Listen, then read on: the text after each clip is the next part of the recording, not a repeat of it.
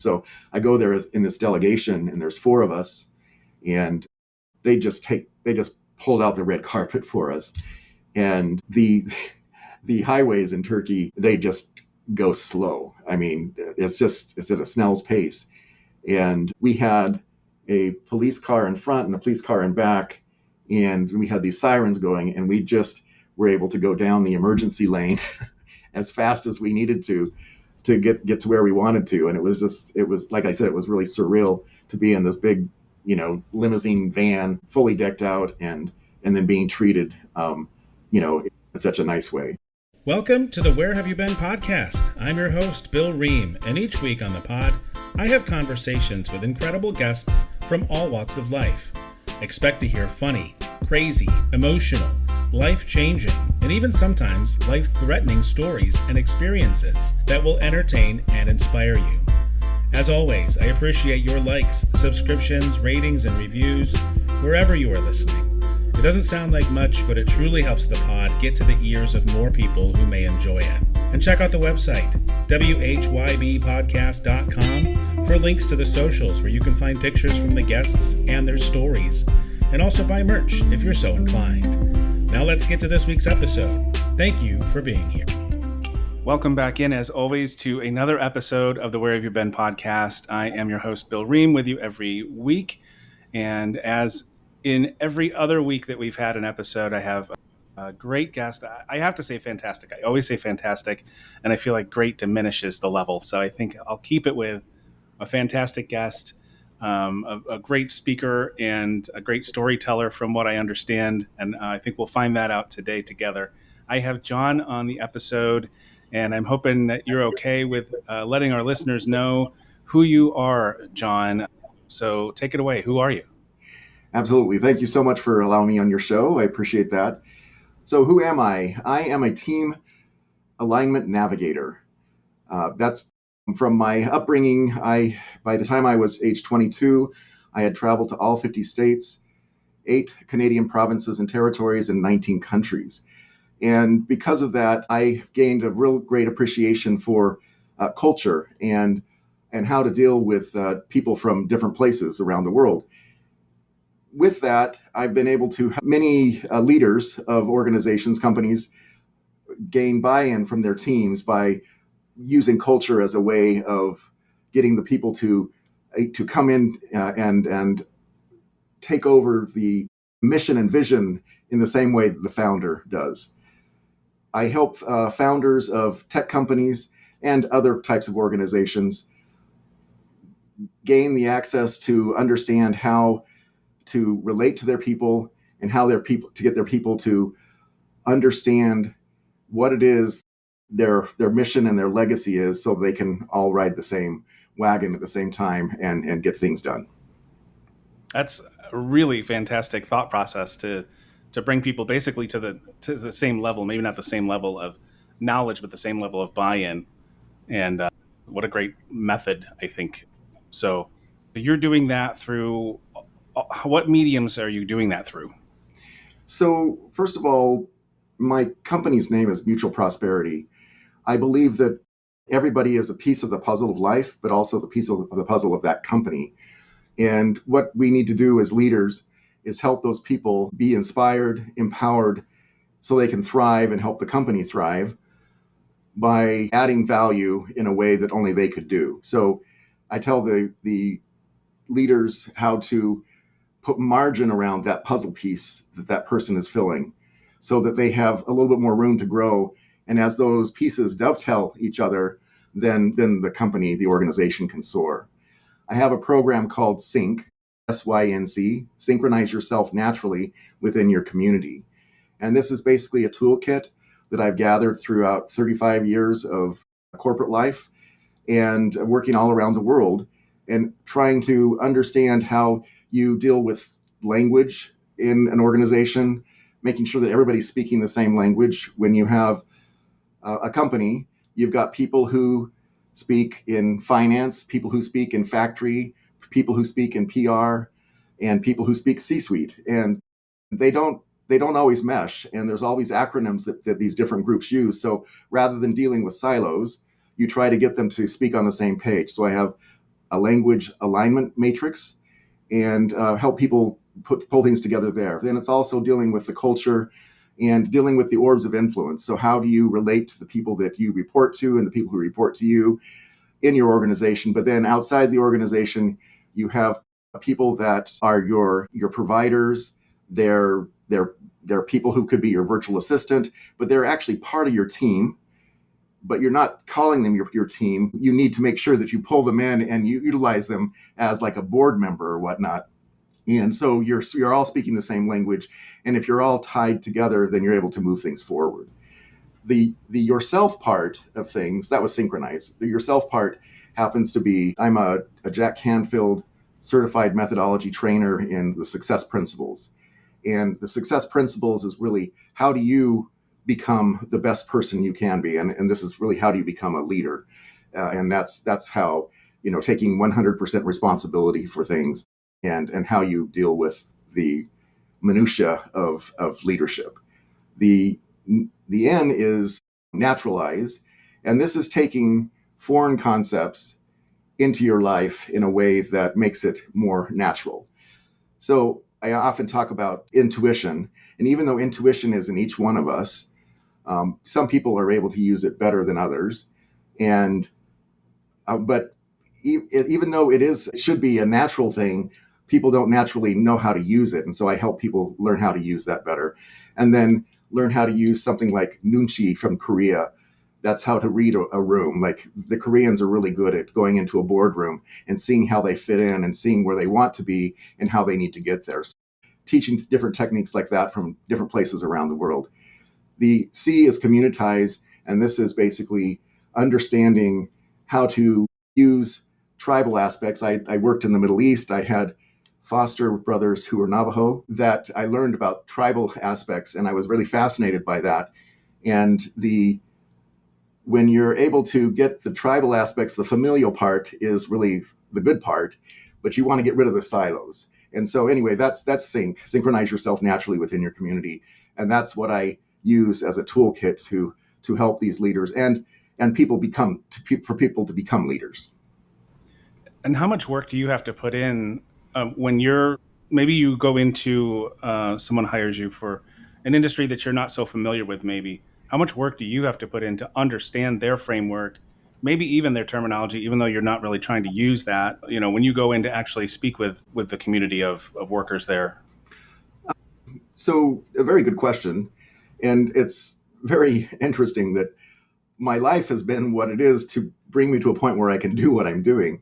So not only did I have all these different cultural experiences when I was growing up and into my career, I also had opportunities to work in many different types of industries. So for 30 years of my work experience, I worked for major research universities, national laboratories, and private foundations that managed research universities or the such. And in doing that, I worked in a field called technology transfer. And not very many people know that term, but basically these governments, they're paying billions of dollars for research. And this is all around the world, not just the US.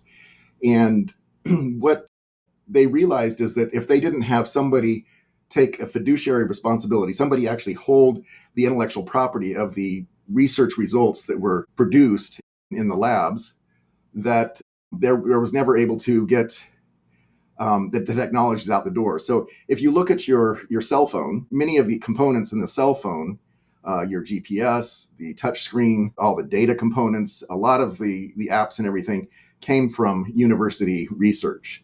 And what it is that you have these researchers who become very prolific in their field.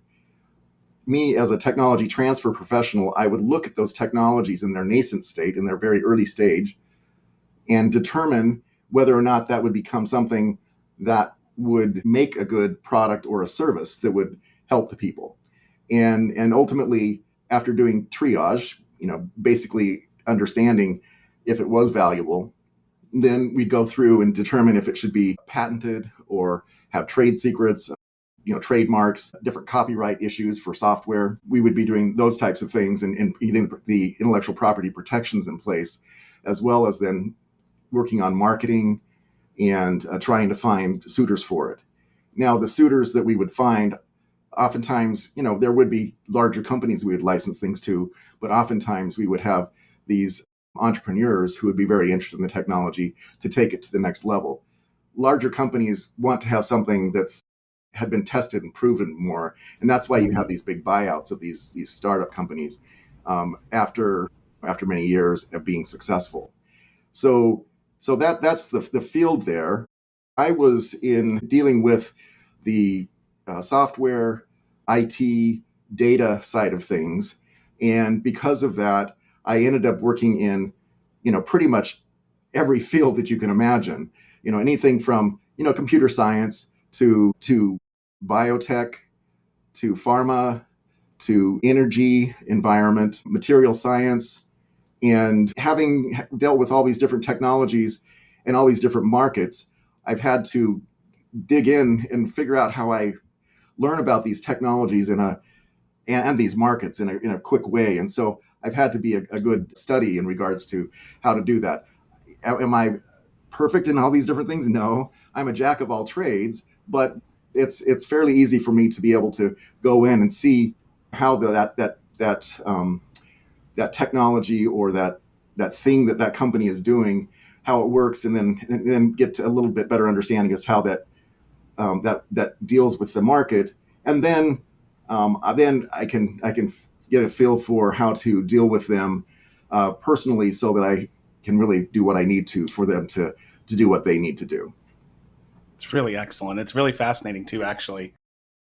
I love that there's somebody out there that's doing something like this. So, where can people find you on the web, any socials, anything like that?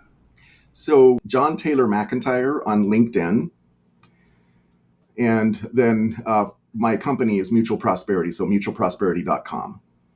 Those would be the best places. Okay. And do you do speaking as well, or do you mostly just do the direct coaching, or have you No, I done do speaking? speaking. I do speaking also. Okay, I thought that you did.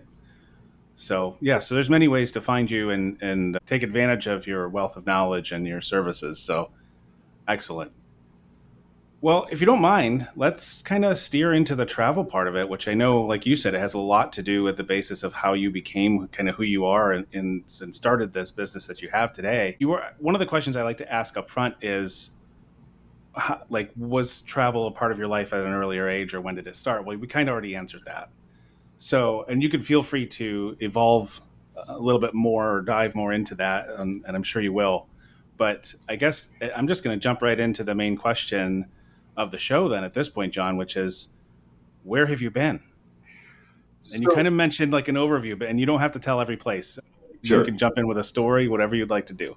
sure. So let me just give a little bit of background first in regards to why travel became interesting to me. My dinner table was like the United Nations. I grew up in a home that we always had somebody new at the table, whether it was foreign exchange students from Germany, Japan, Uruguay. We had, Foster Navajo Nation brothers, Oh, that's so Foster excellent. brothers. We had humanitarian refugees from Laos who lived with us for 6 months. And where There did was you grow up? always, excuse me, Where did you grow up? in Salt Lake City, Utah. Okay, excellent. And so there was always somebody that my father was bringing home, whether it was a hitchhiker on the street or he was a orthopedic surgeon. He would find somebody, that was at the hospital who needed a place to stay because their person they were trying to help was in the hospital, and they didn't have anything to have any place to stay, and they needed a place to eat and stuff. So anyway, that was one aspect of how culture became really important to me. But my father, we were fortunate. He was a very conservative person in regards to how he spent his money. So we lived in a fairly, typical middle class home, even though his partners lived in very luxurious places and drove these really luxurious cars. And at the time, I felt that it wasn't fair. Now, as I look back, I realize that he was spending his money on our cultivation, and that was through travel. So we would travel fairly often in regards to the U.S. one year, and then somewhere international the next year.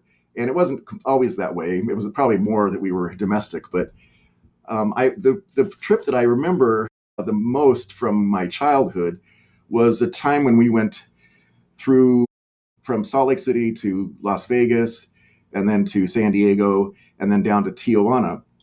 And we had a pop-up trailer. And again, he was very conservative, and so he was Scottish in descent and everything. So the Scotch are very much penny pinchers, and it definitely was in his blood, and in mine too, probably. And we had this pop-up trailer that he rented from someplace, and there was 5 siblings, and then my parents, so there were 7 of us. Oh my gosh. And we're in this station wagon, and then we have this pop-up trailer behind us. And then we stayed in one night. We just pulled over because it was getting late and everything, and we pulled over into this almond grove in California. And in the morning, we got shooed out of there really early because we weren't supposed to be there. Nowadays, I don't even think you could do it. Right. But back then, things were a little bit more open and free, and not so much rules and such. But first of all, that was really kind of strange and interesting. But we ended up in Tijuana, and we went all over the place. And I remember looking at, they had these pots of, when we were walking down these different alleys, lots of stores, going back and forth. And so this is my first time being international. And I'm just seeing all this stuff and all this colorful Mexican wear and things. And so it was really interesting. And then we would go by these different food trucks and everything. And I remember there were several places that had these big pots of water, but it was kind of black water. And there was corn. They were cooking corn on the cob in there. And I remember asking my dad if we could eat that. And he goes, no. We could get Montezuma's Revenge. And I thought, what is that? Well, and he told me what about it. We ended up having Kentucky Fried Chicken there. Oh, gosh. Because we knew that's what would be okay to eat. But what happened was that my parents, they owned a cabin in Midway, Utah, up in the mountains. It's on the other side of Park City. And this cabin had an open space. So it was 2 floors that were open where the fireplace just went, the chimney went all the way up. And there was this open area. It was probably about 10 feet by 10 feet. And we were in this, we ended up at this store where my dad fell in love with this wrought iron company. And so there was this big chandelier that he ended up buying for that inside that cabin. And so it was 2-tiered. And so it was about 4 feet tall. And then it was 6 feet wide. And the widest point on the bottom, and it shaped up smaller as it went up to the next tier. And remembering that there's 7 of you there's 7. Already traveling. So what happened was that he had the people cut it down so that it could be put on top of itself. And then that was put inside this pop-up camper trailer. And so every night when we would stay someplace, we'd have to take it out, and then we'd probably have to put down a mat so that it wouldn't, get dirty. And then we had to put something over in case it got wet or, from rain or from dew. And so every day was like drudgery when we were going back. And why we didn't go to Disneyland before, I don't know, but we ended up going to California, to Los Angeles, and then ended up in Disneyland and Hollywood, but we still had this thing, inside this pop-up trailer. So it was just really, really crazy. Did he end up actually getting it hung and everything? He did. He got it hung, and it was had these really interesting globes that looked like a flame. So the globes themselves were about 8 inches wide at the widest part, but curved up, and so the wrought iron structure, and then inside was blown glass. There was white and then some amber colored ones, and so it was very beautiful. It was worth it. Or was it worth it, I guess? Yeah. So would I do the same thing? Probably not. But now we have a lot more means to be able to have something shipped someplace if we wanted to. At that time, you didn't have that availability. Of course. That's still pretty awesome. It sounds like your dad. It sounds like and not is Yes, was a very unique and caring and really wonderful person. So, so yeah. So when you're talking about caring, you need to understand my father, because he was an orthopedic surgeon. hmm He took on the Hippocratic oath, which is means, doctors, they make an oath to make sure they do no harm to people. They always do good for people, and he took that to heart. And so no matter where we traveled, we would always stop for some accident that happened. And so it's amazing that, you know that he helped as many people as he did. At that time, there was the CB radio, and everybody, if you were traveling a lot, you would have a CB radio in your car, just like the truckers had. hmm And his moniker was Salty Doc, for Salt Lake City doctor. And so people knew of him, and so when we were traveling, whatever, it was it was more often than not that we ended up helping somebody. And as a teenager, I got really frustrated, like when I was 15 or so, when you're kind of in that anxious anger category of a 15, 16-year old. And I just thought, this is so lame. Why can't we ever have our own, trip? Why can't we just have a vacation and everything? And later on, that came back, as a blessing, kind of a karma and dharma, um, came into play. So, uh, yeah. If you're out there and you're listening and you're 15 years old, a lot of things will happen like that in your life. Things that you're like, absolutely. mom and dad, or come on, no, you don't know. Things are different now. No, you'll realize. Yeah. So, well, tell me, is there anything more? Do you have any other like stories or adventures that you can tell maybe with your family when you were? I mean, you did a lot with them. Yeah. So, So just getting on to that responsibility my father felt when I was 13. This is the first time that I went on a real trip across the big ocean, and this we went to Europe and to Israel. And when we first went to Switzerland and then to Germany, and when we were in Germany, we went up to the Eagle's Nest, which is this is Hitler's chateau. oh, And it was very interesting because we were on this train that was red and it was staired, so that the little places where you sat was, in this staired position, so that the car itself, traveled uphill, but there was people above or below you, in a stair step. So we ended up parked at the halfway point. And at this point, and I don't even know why we were parked. I think there was probably going to be a show or something. There was a cow there with a milk bucket or something, but nobody ever came. And I was with my father, and there was this 10-year-old boy and his mother were in the car with us, in that same car. And this 10-year-old boy got really bored, and he started to just kind of wander around, and he got and looked out the window, and he climbed up on the window, and I don't know what he was thinking about doing, but he was up, and he it looked like he was going to fall backwards, or he felt like he was going to fall backwards, and so he grabbed the first thing that he could, to make sure he didn't fall, and he grabbed the electrical cable. And so all of a oh sudden, no. the lights go, on and off, and there's a spark, and this sound, zzz, zzz sound, and the electricity, had got him. He got electrocuted, and then there was the smell of burnt flesh.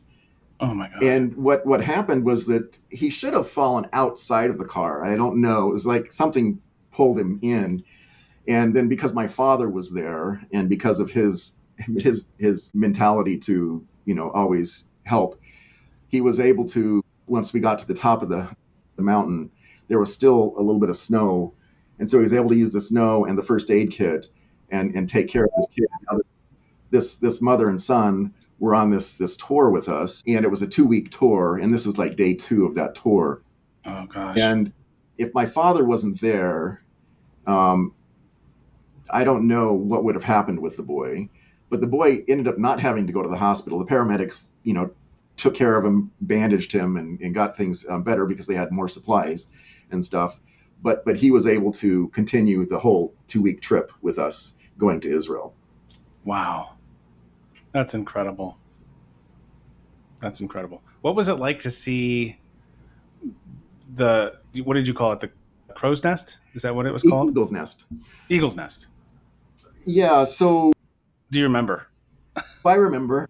So first of all, just to let you know, I'm an empath. And so I can feel things. Mm-hmm. And it's one of those places where, although it was really gorgeous looking over the Alps, the big mountains and such, there was just like this little bit of an evil darkness feeling there. And it was a little bit intriguing, because Hitler is, although he was evil, everybody knows about Hitler. And so trying to get to understand him a little bit better was interesting. But, that was part of that. That same trip. So I can't remember if it was probably after that, after being in Eagle's Nest, we then went to Dachau, which is in Germany. And this was one of the concentration camps for the Jews. Mm-hmm. And I tell you, going into that place as a 13-year-old empath, it was like I stepped into a black and white movie. It was so dark and so telling. If you've ever been to one of these concentration camps, it's crazy what the people did to other people on Earth. They would make them strip down, and there's a place where they kept all their shoes. There's a place where they kept all their clothes and their bags, and it was just like really awful. And just I'm just visual. I'm feeling this right now. Just what I felt then was that you go into these places which are supposed to be showers, but they're actually gas chambers. And again, this feeling of darkness and being like a black and white movie because there was no color felt at all there. And that really gave me an appreciation for life and how everybody really needs to understand that everybody has a purpose here and that we should not be snuffing that out. And to have people celebrating by stacking up all these shoes and everything was just so odd to me and so vulgar. And it was very, very upsetting. And I'm glad you went in that direction. That was exactly what I was wondering was, especially at 13 years old, how did it affect you? And I wondered how much you would actually feel that. And even being an empath, I just wondered like how much impact it would have again at that age. I mean, we're still developing at 13 a lot. So that's really incredible. And I guess maybe in a way it's a good thing that to at least experience it. Again, like you said, that's when you realized everybody matters. So not that you probably didn't know that already, but it was like an awakening. Yeah. So I believe that each one of us is provided a life that is to guide and direct us to do what we're supposed to end up doing. And I would not be the person I am right now had I not had that type of experience, that experience. Yeah. I really feel for other people and feel that everybody has, value to add. And I don't think that our systems and structures, like in education or in the government, are really set up to pull the individualism out. It's trying to make people conform, and I don't really I don't think that's what we're supposed to be here for. I agree wholeheartedly. Absolutely. Yeah, we talk about things like this a lot on the podcast. It's so crazy. It's travel story based, but we talk a lot about humanity and individuality and how different people in different cultures and are just as important as anyone else. We're all just human beings trying to get through life and hopefully contribute something. And so I love it when this sort of conversation happens. And I don't want to focus the whole thing on this one trip, and we're already half hour in. But it's fascinating to me. I do want to know, like, you ended up in Israel, right? How did that affect you? Because I've heard Israel has a great effect on a lot of people once they. Yeah, so let's just talk a little bit about Europe first.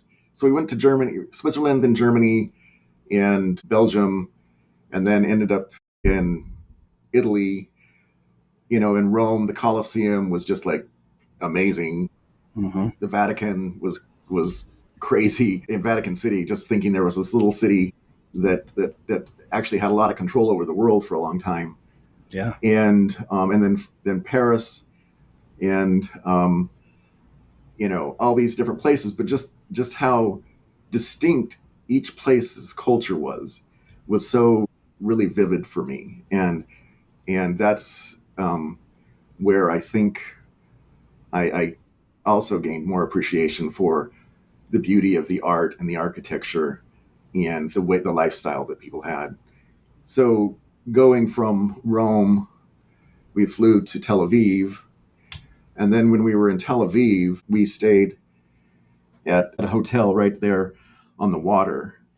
And we were out walking on the beach, and all of a sudden, these tanks came up to us, and these military people, the Israelis, said, "You didn't get the message. You're not supposed to be out here." There had been some breach from the water from boats that had some machine gun fire there earlier in the day. Oh my gosh. So I realized, hey, we're in really a different life. And so,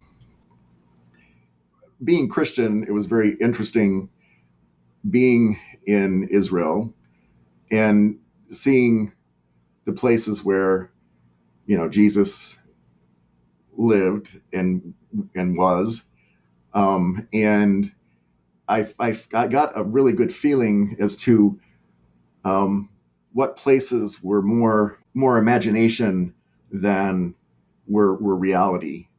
So there was always these people that were saying, "Oh, Jesus slept here, Jesus ate here, Jesus spoke here," and everything. But there were certain places where I felt that he had actually been. You could actually sense it. Yeah, I could sense it. That was in the Garden of Gethsemane. That was in Golgotha. The Garden of Gethsemane, I felt really emotional turmoil. And at Golgotha, I felt physical pain. And then it was the Garden Tomb. And those three places, I believe that Jesus was at, and it was actually very peaceful in the Garden Tomb.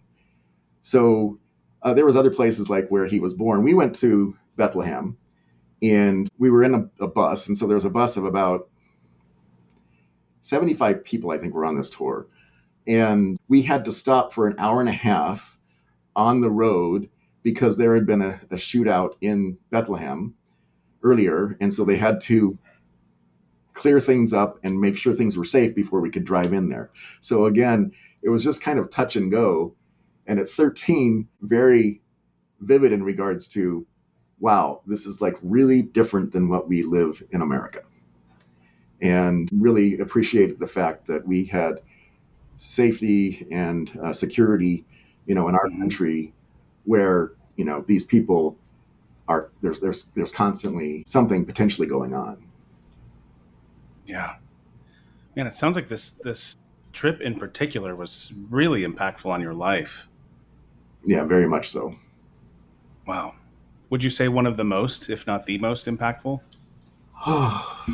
Yes, I would say one of the most. I mean, parts of it could be most impactful. Mm-hmm. So let me see if there's anything else from that trip. And no, it was just So, so if I like compared that to what we did in Mexico, it's so completely different. Just we were going back in history and living these different streets. So I mean, it was we went to Israel and Jordan, and that was just really interesting, and it set me up for ultimately later I lived in the Middle East for 8.5 years. I lived in Doha, Qatar, up Wow. until 2023 or 22, and so some of my kids were raised in Doha, and and it gave me a good feeling for what's going on in that part of the world Hmm. from a very early age. When I turned 18, I had been in theater from age 9 to 19, and my parents were in this choir. It was a 300 voice choir that had a very famous conductor. And when I turned 18, which was midway through my senior year, they asked me if I wanted to, try out for the choir, and I said sure, but I didn't think that I would get in because the average age was like 45. But I did get in, and one of the reasons why my dad wanted to have me join was because they were going to be going to Israel on a tour. Mm. And so we practiced this whole choral arrangement that we were going to be doing on this tour. And like 2 weeks before the tour, there was some bombing that took place in Israel, and so the whole thing got canceled. so Oh no. so we missed out on that opportunity. But I had already seen Israel, but it would have been nice to be able to perform there. Oh sure. Did you get to travel and perform anywhere else?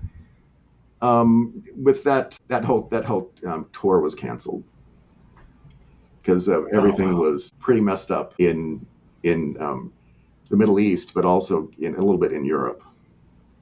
There's a lot of stuff with Hezbollah and things I going on. gotcha. Interesting.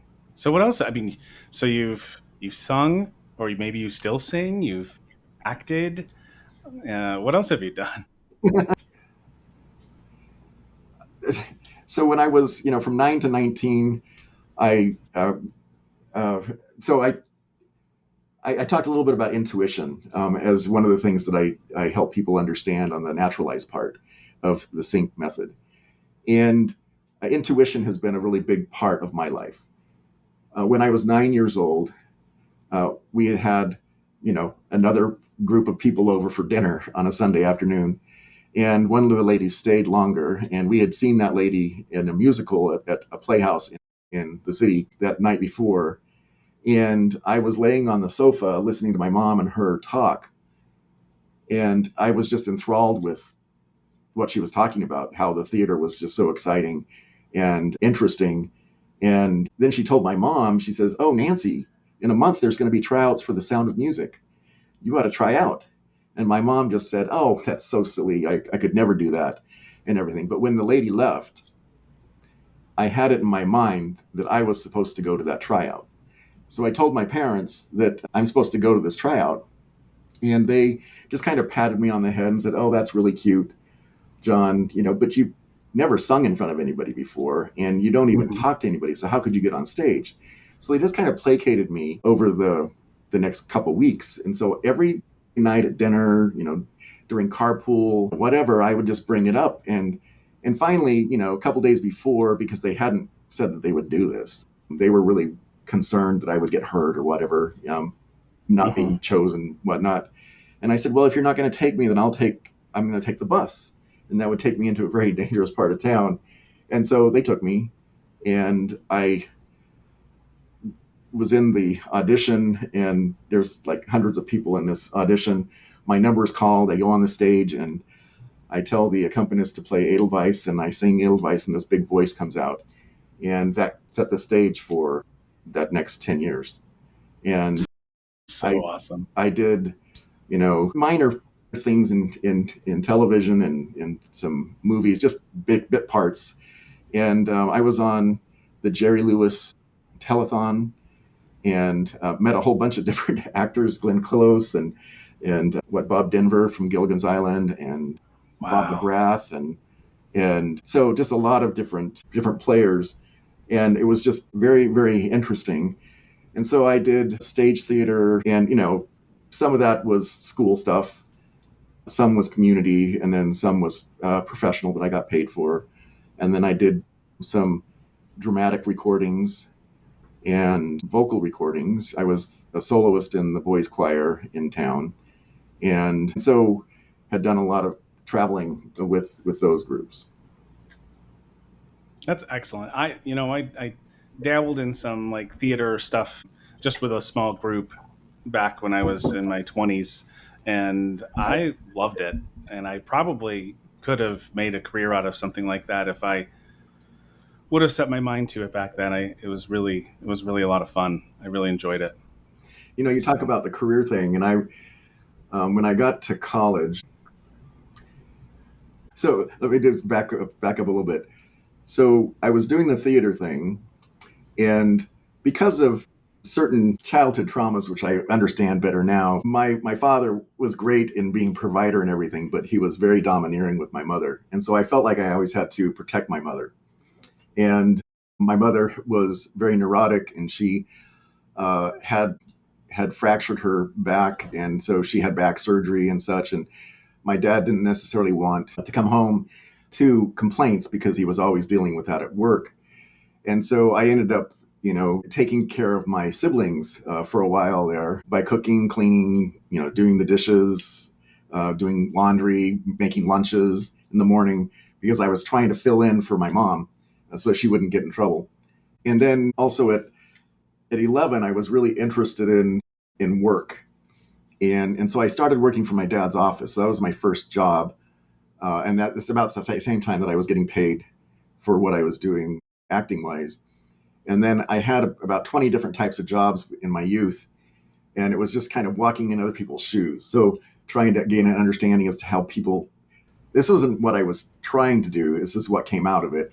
I ended up mhm. realizing that I walked in different people's shoes and I understood how these different people kind of felt in regards to, how they were being treated, doing their jobs, what good managers were like, what they weren't like, bad managers were like, and what really made people interesting and interested in their jobs. And um, and so and then in high school I was in student government, um, and so I ultimately was the student body president my senior year, and that gave me an understanding as to a little bit how leadership works and how you need to include people. And so that all of that stuff came about. And then when I was going to university, my dad asked me, "So what do you want to study?" And I said, "Oh, well, I was thinking about doing theater." And he pulls me aside and he says, "Well," he goes, "I'll support you in whatever you want to do." But he goes, "You've already done the theater thing." He says, how do these people, your friends that are in theater, how do they live? And I realized that they kind of live hand to mouth. And he Mhm. says, "Well, you can always go back and do that as an avocation, as a hobby. But for your vocation, you probably need to do something that allows you to live the way that you want to." Mhm. And so I took that to heart, and ultimately, intuition took me all around the world. Yeah. Well, let's talk more about all around the world, if you don't mind. Sure, no problem. Did you travel when you were in college, or did that sort of go on hold until you graduated? So I went for one semester to the university, and then I was a missionary for my church for two Mm. years, and I went to Japan. Oh, excellent. And this is where I gained a great understanding of harmony and peace, and how that's brought about by consensus building. So, like, you look at Tokyo, which was 35 million people at the time, the biggest city in the world, and I always thought, how do these people live in these rabbit hutch type houses? They're stacked on top of each other and on the sides of each Mhm. other, and paper thin walls. And how do they get along so well. There's no crime. There's no, you don't hear about, killings. You don't hear, any of this stuff. And it really comes back to this consensus building, which is what is that synchronized part of the sync system. But yeah, that was very transformational for me. And this is when I first, even though I had a little bit of Spanish growing up, this is when I really was able to full immersion into Japanese. And so then when I finished that mission, I went back to school. I changed my major to Japanese with business and Asian studies because I wanted to go back to Japan as a consultant. And so because I had Asian studies as a minor, I had to take two other Asian languages. And so I ended up taking Korean and Mandarin. And I took off another 6 months during university to go live in Taiwan, where I was trying to do the immersion thing like I did in Japan so I could learn Mandarin better.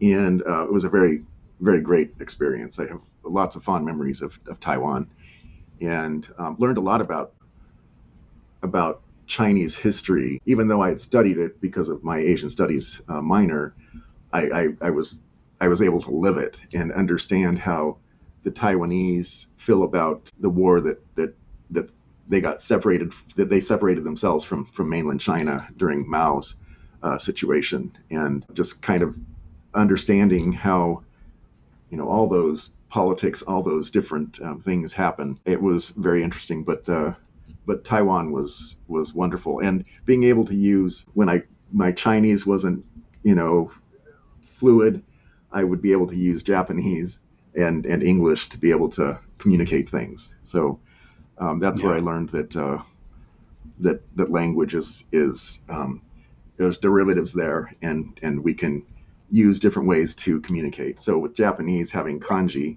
the characters that come from China, I was able to talk that way or write some of the communication, and then English was always a potential fallback. But the older generation didn't necessarily speak English. Yeah, but they did speak. And I don't know if I've had anyone actually mention Taiwan until you did today. And I've recorded many, many episodes now. Do you have any specific memories or experiences that you can recall that stand out to you in Taiwan? Well, in Taipei, there's this place called Snake Alley, and I went with a group of friends, and I had this really bad vibes there about going down Snake Alley. And so, you think the name. I feel like I would too. Yeah. Yeah. And so, anything that you can think about snakiness is there in Snake Alley. I did go in, but I decided that I was going to leave earlier, and so I had somebody else leave with me because it was just a little bit too much. This is a place they would cut the heads off of snakes and drain the blood, and people would drink it for vigor. And oh boy! And then this is also a place where a lot of Chinese herbs are sold and everything, and a lot of those herbs are for vigor also. So it's it was a very wild place there. Beautiful though. Taiwan and Japan are very similar because they're islands, and they're very mountainous and very green, and lots of rain and everything to bring the greenness. And what my time in Taiwan was interesting because I learned about the split from, I said this before, but I learned about the split from China and what they were trying to do there. And it really helped me understand why the U.S. stands by Taiwan for the freedom. So Taiwan is a very capitalistic country, and Taiwan has a really great relationship with Japan, even though Japan had occupied it before. And there was, horrific stuff that happened. But they see that Japan and the U.S. are very important for their stability. Whereas the Koreans, who also were occupied by Japan, there's not as much niceties between Korea and Japan in regards to that, especially right now with their current political groups involved in Korea.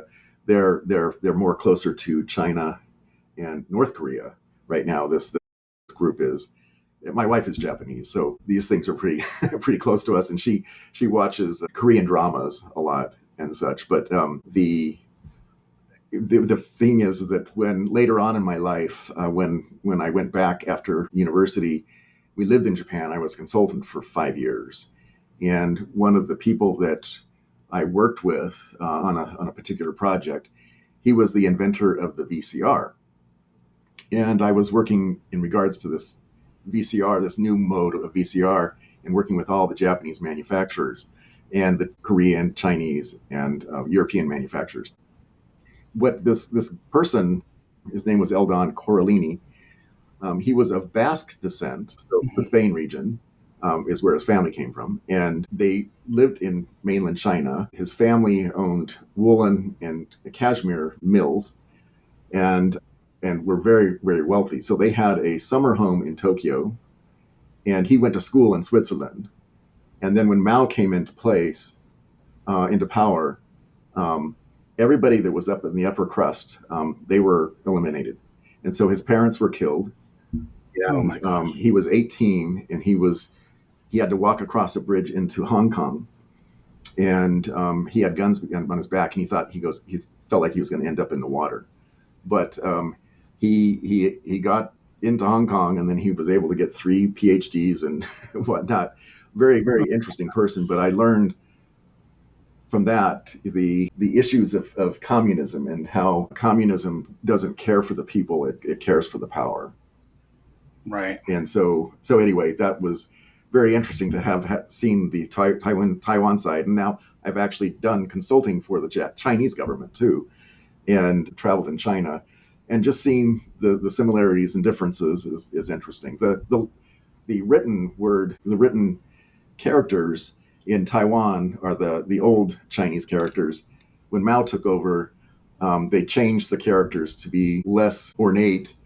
A lot of the ornateness that they took out was really these radicals that are just part of the component of the kanji that would talk about deity. Okay, so anything that had to deal with God or with that type of belief, that was all removed. Wow. I prefer the old kanji. Yeah. They're just so much more beautiful. Yeah, I'm sure. So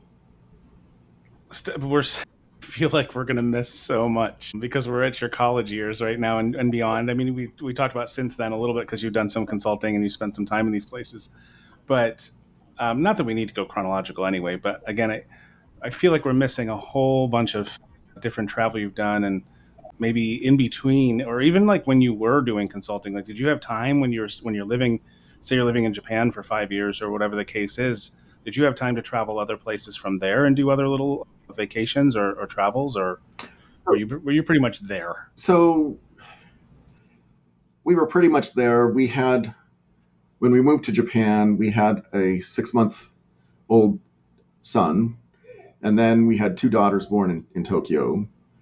And so we were there. They'd gone to preschool, kindergarten there, and then we moved back to the States.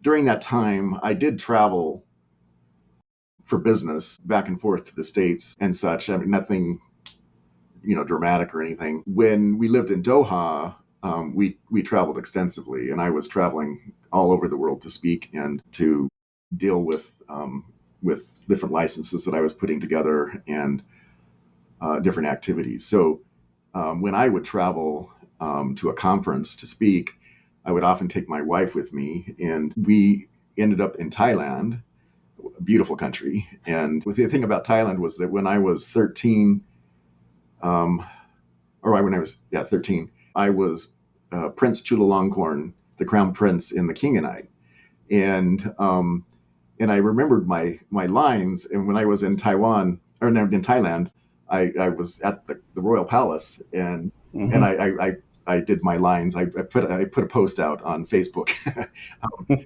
several years ago in regards to that, and and anyway, it was fun living something that I had kind of lived before.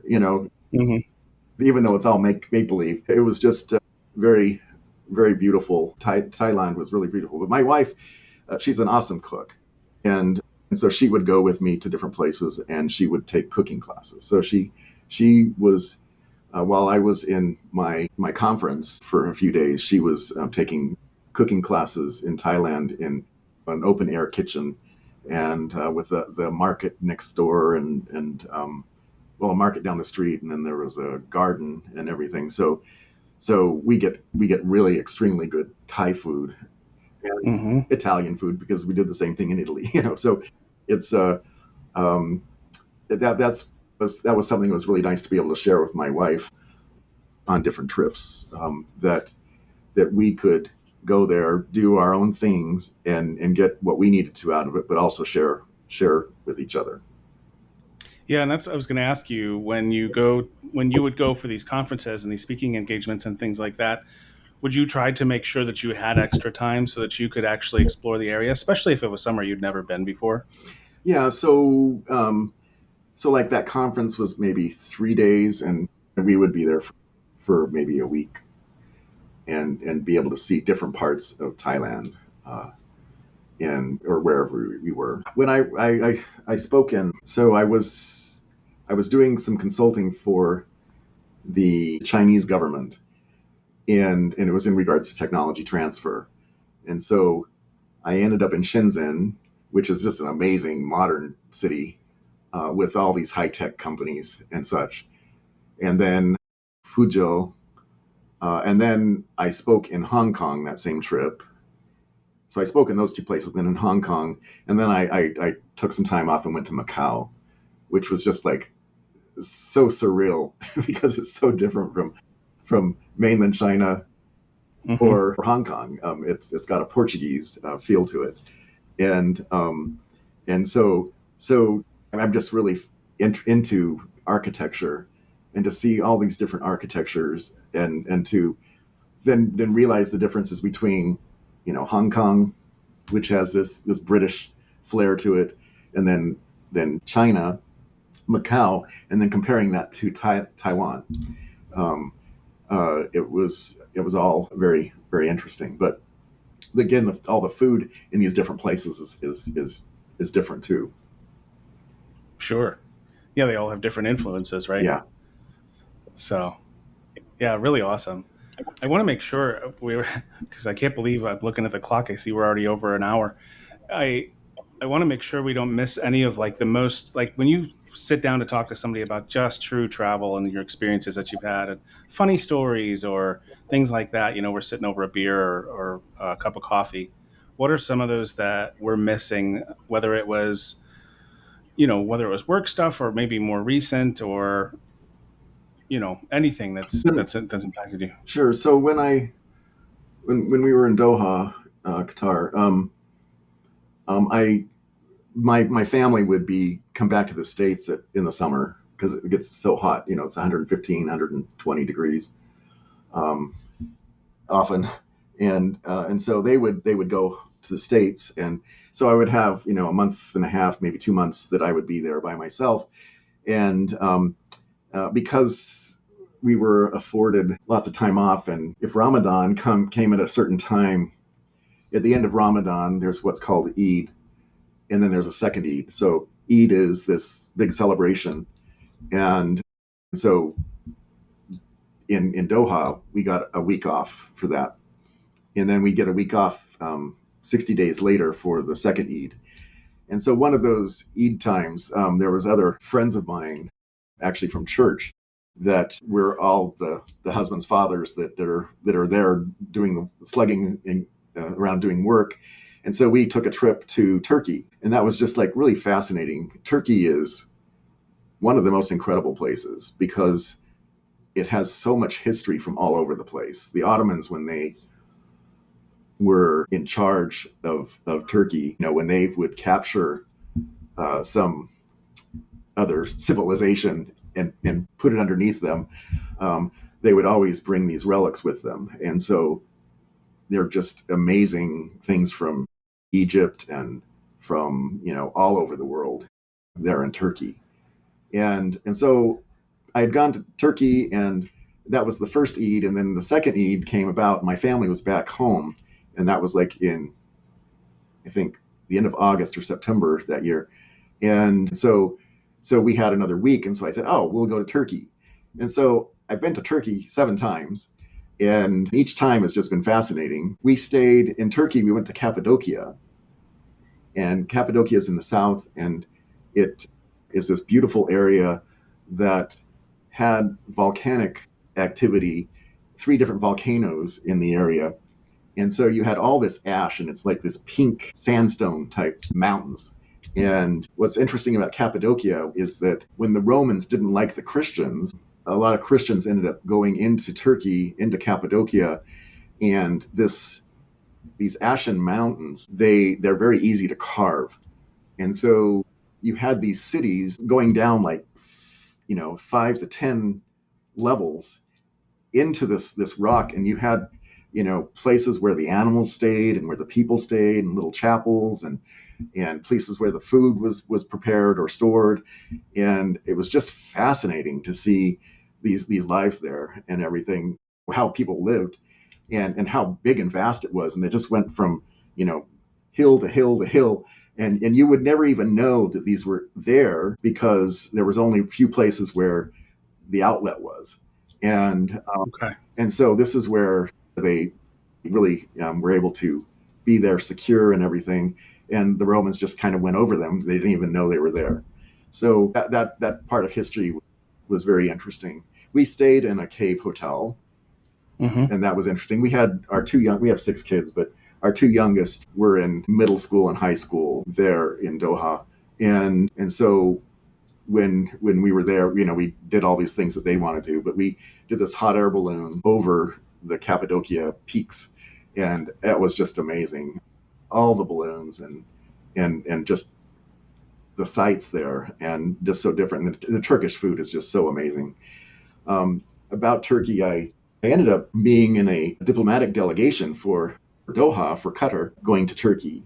And this was so surreal because it was in regards to technology transfer, and when wanting to have closer ties in regards to the research side, but also the development side, and incubators that are for helping young startups and everything go. We were going back and forth with this type of information. So I go there in this delegation, and there's 4 of us, and they just pulled out the red carpet for us.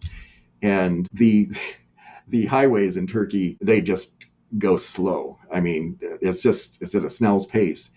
And we had a police car in front and a police car in back, and we had these sirens going, and we just were able to go down the emergency lane as fast as we needed to get to where we wanted to. And it was like I said, it was really surreal to be in this big, limousine van, fully decked out, and then being treated, in such a nice way. Wow. That's very cool.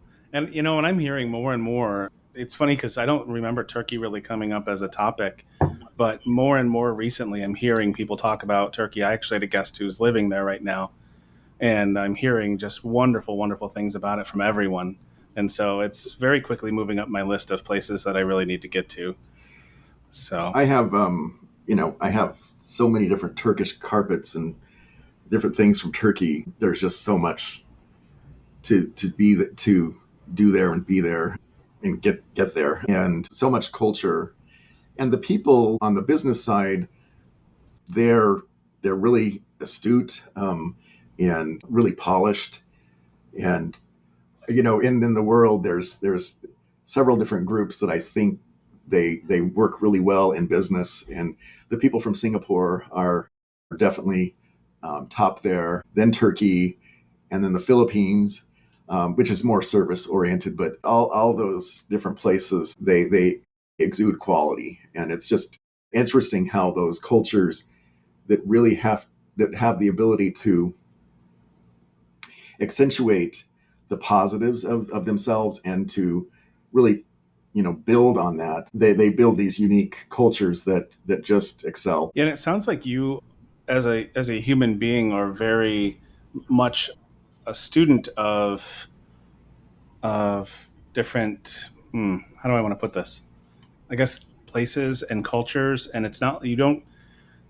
And I'm sure some of it might be necessity when you're talking about doing business, but it sounds like you go even deeper. Like you really try to learn the history. And is that something that just comes natural to you? It sounds like it does. And is that something you plan ahead of time, or when you're there, are you just kind of trying to immerse yourself and learn as much as you can, or maybe it's both?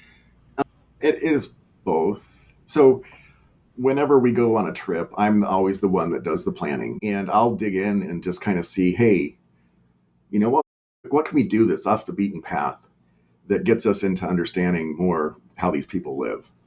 And you go to the main tourist places, but it's really these off the beaten path type places that you really get to understand the culture and such. So those 7 times that I've been to Turkey, going to Ankara was very different than being in Istanbul, and that's really amazing.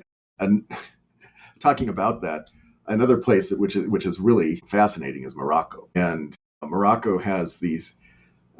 Casablanca is the white city, and then you have a red city and a blue city and a yellow city, and all the buildings are those colors, and it's just fascinating how they they put those things together. And um, Morocco is one of those places where they've been able to dovetail the Muslims with the Christians with the Jews in such a unique way that everybody gets along. And it's that I think this comes from my time in Asia, but peace and harmony are really something that I try to go for. And Morocco is one of those places where there's lots of peace and harmony, that is really helpful. But having those different personalities of those cities is so unique, and that's what I felt when I was first going.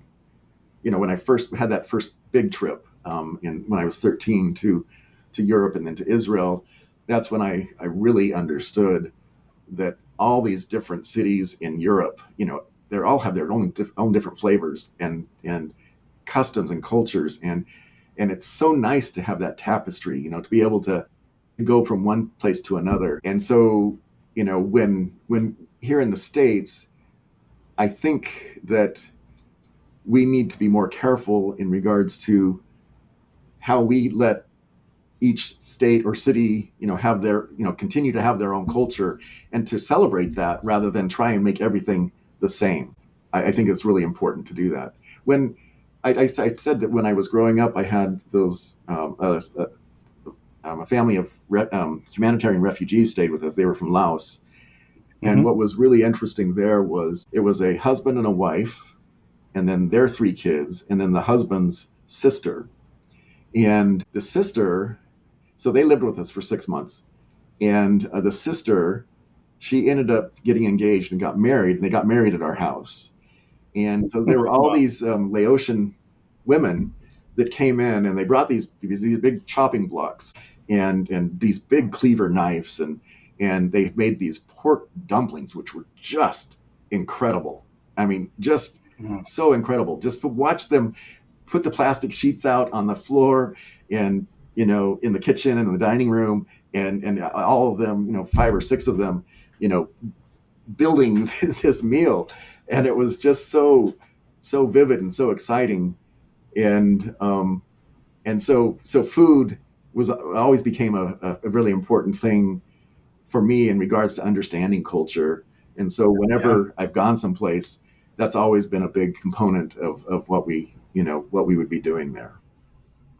So you also try to seek out when you're in a place, like what do they eat on a daily basis? What are their meals? Sure. So again, my wife is a cook, so my we still travel as a family. If whoever is able to. My kids are older; they're 36 to 25 now.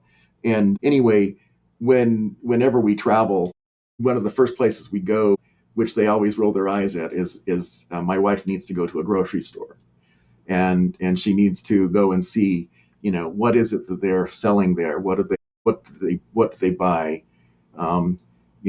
Then she always stocks up on spices from those places. Mm. And so that's really being able to be there in the grocery stores, in the markets, seeing what the average person is doing really helps you ground yourself in regards to, well, this is what life is like here, rather than being, Yeah. staying in your 5-star or 4-star hotel and just eating in those restaurants around there. You're at, we would be in with the people and trying to get a feel for what that's like. And that's, I think, is the most important thing that people can do when they're traveling, is really understand how the average person works and lives. And even to a lesser degree, like we do the same thing. We have a thing with Aldi stores for some Oh yeah, reason. We have Aldi around, and you don't realize unless you know that it's even more prominent. I think over, especially like in Europe. absolutely. And when we're in Italy, when we're in Austria, you walk by and there's an Aldi, and you're like, "What? Wait a minute!" And it's just cool to go in and just see the differences. And I like as much to see the products that are different, and the produce and such, but also just the price differences. And if hopefully the exchange rate when you're in another country, Hmm. and just realizing how much less expensive so many things are in other countries. Yeah. What? But I love doing stuff like Yeah, that. so my wife and I still like the food thing. Of course, she likes it more than me, but we shop at Grocery Outlet, and Grocery Outlet actually has foods that we would get in our travels in different places. The Grocery Outlet is able to get those things, and so you don't see these types of things in your Walmart or your Target grocery stores, or Safeway or whatever.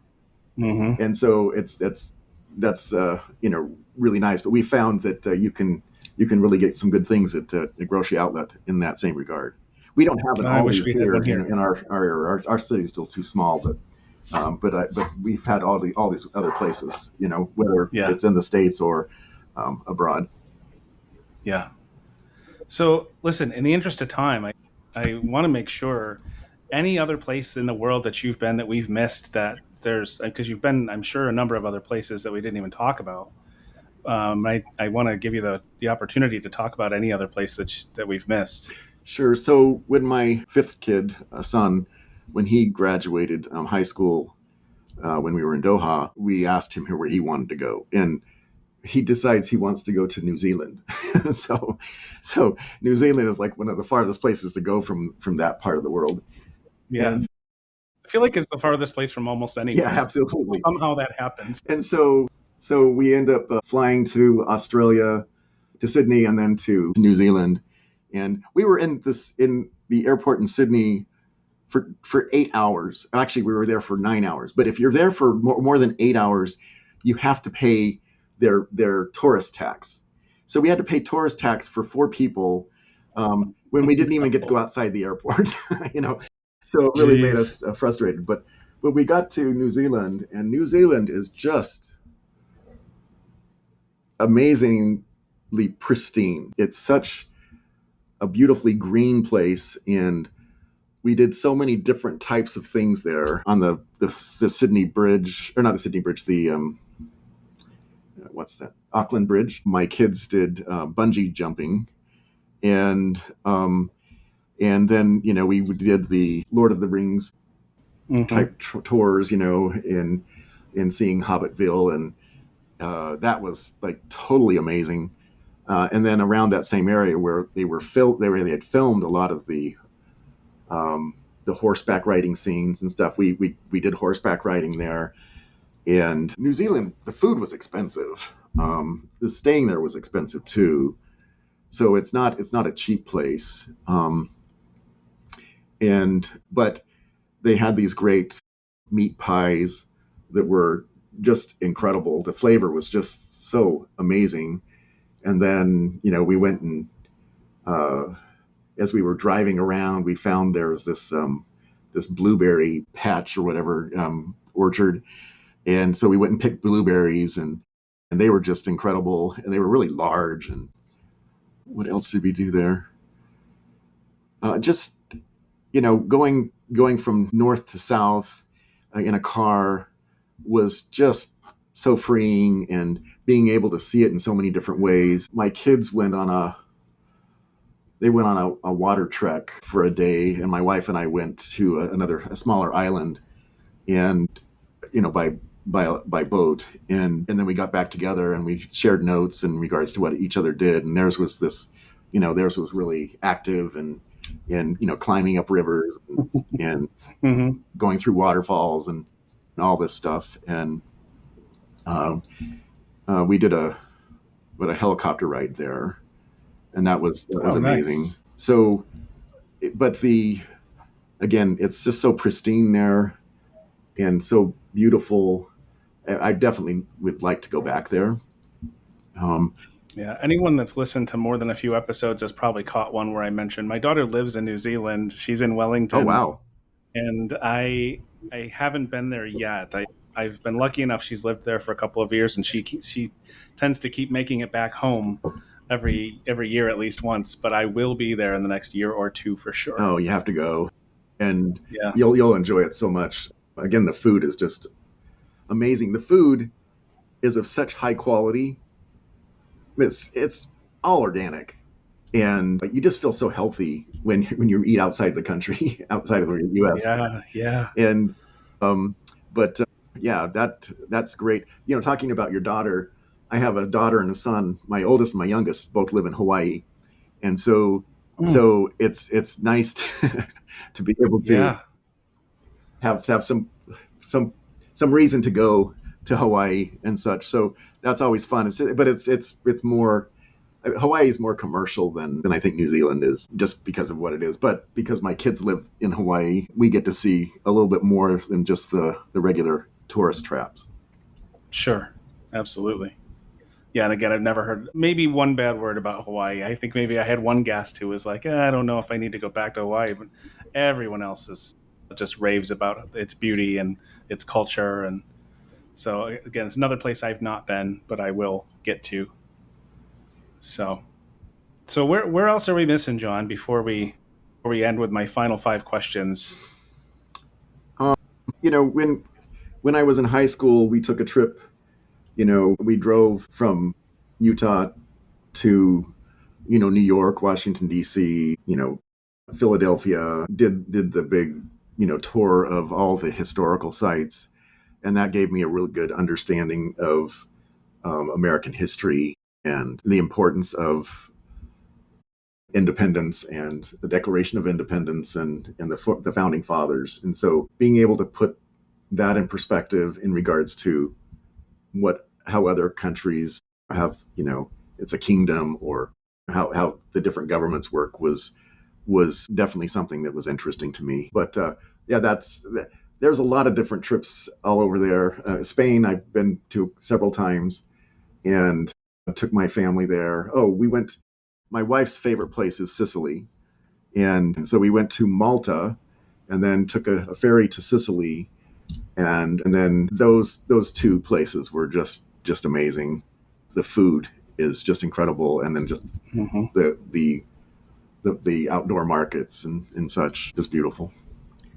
Yeah, Italy comes up a number of times, and I'm realizing more and more as I talk to people about it. Like I've been twice, and I've talked to people who we've been to completely different places, and like they would name off four or five big, beautiful cities that I've heard of.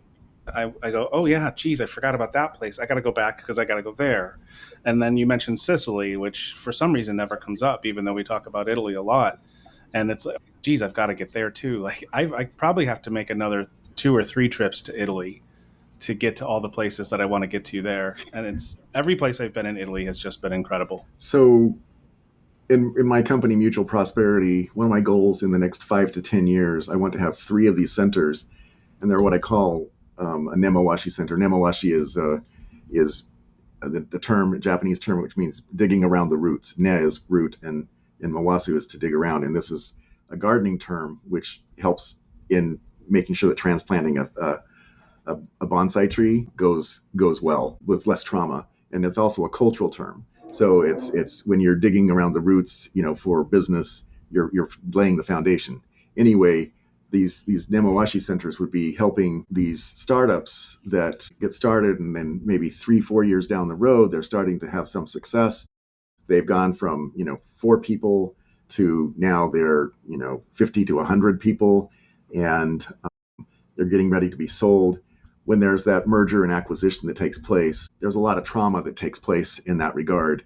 And a lot of these larger companies that buy these smaller companies, their stock price just skyrockets when the sell happens. But 4 years down the road, they haven't really done much with the people there. They lose the people and they lose some value, and then the stock actually goes down lower than it was originally. And I want to stop that, and so I want to have these Nemoashi centers that would help these companies forge these two cultures together, so that they have a new vision, mission, and goals. And one of those places, I plan to have one in the U.S., one in Japan, and then one is going to be in Italy, because that's for my wife. Happy wife, happy life. Yes. Excellent, my friend. I definitely feel like we could keep talking.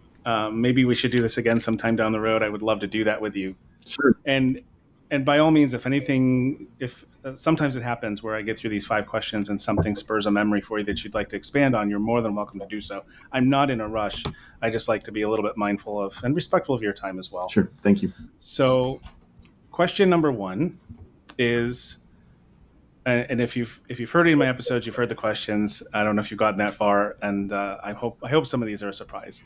So, question 1 for you is: of all of the places in the world that you've ever been, where is your most memorable meal experience that you've ever had outside of the home? And what was it? And there can be more than one. Sometimes it's hard to choose that. That's really hard. So I would.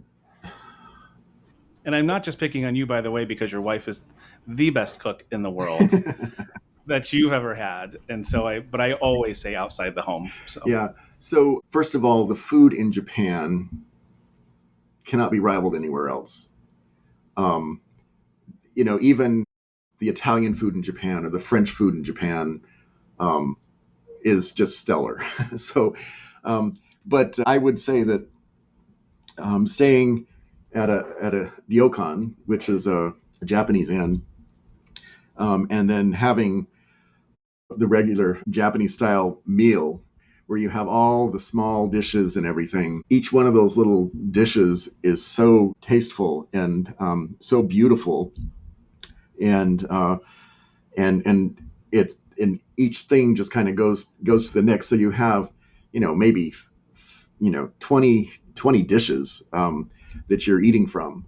They're at your plate. They're bringing you food all the time, and it's just such a feast for the eyes as well as the stomach and the mouth. Incredible. My father, who was a big man, he was 6'3" and 250 pounds, and when he came to Japan, my in-laws took him to a restaurant like that, and for him, these little dishes were not enough. He wanted to have more and everything, but it's not polite to ask for more, because they only make so much for each plate. But these trays are just beautiful. So that's one thing. The food in Spain and Italy was just incredible too. But I would say the number one is Japan. Excellent. Yeah, and I've had meals like that where you have like the little dishes. I haven't been to Japan, but I've had meals like that are multiple, maybe 15 dishes that they're all just almost one bite or a couple of bites per dish. Mm-hmm. And the first time I ever had that, I remember specifically thinking like, oh, this is not gonna. I'm not going to be full, and I was always a bigger person. Not so much now, thankfully, but I guarantee every single time that I ever had those types of meals, I've always been more than full by the time I'm done. I mean, it builds up, and yeah, but they're wonderful. So question number 2, one of my favorite questions is, of all the places in the world that you have been, even if I offered you a free trip, John, go take your family, have fun, you would say, no, thank you, I don't need to go back there. You may not believe this, but I there's not. I believe there's something beautiful in each place to Mm-hmm. find. So I can't say that there's no place that I wouldn't go back to. I would say that there would be an order in regards to. I mean, some things would be really, really low on the list, but I don't think Yeah. there's anything that I would never go back to. Excellent. I'm fine with that answer. 95% of my guests have an answer, but sometimes that is the answer. Is you can always find something different. You go to a different area, or even just if you haven't been in 5, 10 years, things can change. So yeah, absolutely. And actually, you know what? One for myself, just for an example, the first time I went to Rome, which was the first time I went to Italy, I was so unimpressed. The architecture, the beauty of all that was there was awe inspiring. But we went during the time when families take their vacations in Oh August, wow! and we didn't realize that. So the food for me in Italy the first time I went was so underwhelming that was kind of my narrative when I would tell people the story of going there. Well, I'll tell you what, my friend, when we went last year and we went in June and we went to different places, oh my gosh, I can't begin. And I can't tell, I can't describe the flavors of the food. I had the most incredible bruschetta that I have ever had in my entire life. So good that I ordered it 3 times in Wow! like 2 days. I mean, and I even said to the server at one point, how good it was, and he's like, "It's just bread." I'm like, "But it's not. Like, there's so much more. Like, it's anyway. Yeah. So yeah, you could have a different experience going to a similar place just at a different time. So it's worth it. I get it. So question number 3 is flipping that. So 180 degrees of all the places in the world that you have been, where is the one or two places? If you couldn't go to all of them again, where do you absolutely have to go back? Well, I didn't even talk about this, but it was Egypt. So when I left Doha, I took my family to Egypt as the big go away, and so it wasn't everybody in my family. My wife didn't go because she has a garden here, and the garden was just getting going. I took let's see, there was 4 kids and me that went, and that was totally amazing.